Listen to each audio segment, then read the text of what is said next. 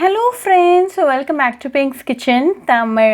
இன்றைக்கி நம்ம ப்ராக்கலி ரசம் எப்படி செய்கிறதுன்னு தான் பார்க்க போகிறோம். இது ரொம்ப ஒரு ஹெல்தியான ரெசிபி. உங்களோட இம்யூனிட்டியை நல்லாவே பூஸ்ட் பண்ணும். ரொம்ப ஈஸியாக பண்ணிடலாம். ஸோ இந்த ரெசிபியை பார்க்குறதுக்கு முன்னாடி இதுக்கு தேவையான பொருட்கள் என்னென்னு பார்த்துட்டு வந்துடலாம்.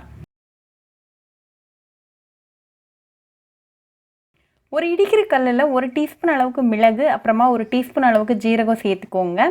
இதை நல்லா ஃபைன் பவுடராக தட்டிடுங்க.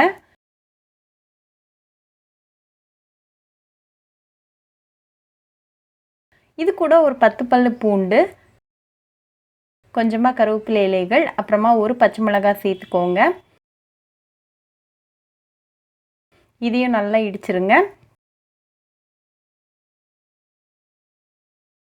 இது ரெடியாக வச்சுக்கோங்க. இப்போ ரசம் எப்படி செய்கிறதுன்னு பார்த்துடலாம்.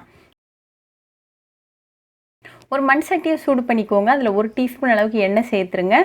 எண்ணெய் நல்லா காஞ்சதும் ஒரு 1/4 டீஸ்பூன் அளவுக்கு வெந்தயம், 1/4 டீஸ்பூன் அளவுக்கு ஜீரகம், 2 காஞ்ச மிளகாய், கொஞ்சமாக கருவேப்பிலை இலைகள், 2 டேபிள் ஸ்பூன் அளவுக்கு ப்ராக்கலி கட் பண்ணது, ஒரு சிட்டிகை பெருங்காயத்தூள், நம்ம இடித்து வச்சுருக்கிற அந்த இன்க்ரீடியன்ட்ஸ், 2 பழுத்த தக்காளி பொடிசாக கட் பண்ணது, 1 டீஸ்பூன் அளவுக்கு உப்பு, அப்புறமா 1/4 டீஸ்பூன் அளவுக்கு மஞ்சள் தூள் சேர்த்துக்கோங்க. இதை நல்லா கலந்துருங்க. தக்காளி நல்லா மசிஞ்சு வேகிற வரைக்கும் நல்லா கலந்து விட்டுக்கோங்க.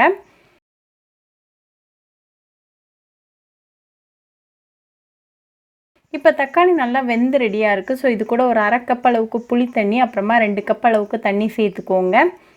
இதையும் நல்லா மிக்ஸ் பண்ணிடுங்க. இது லைட்டாக கொதிக்க வரைக்கும் நம்ம வெயிட் பண்ணலாம்.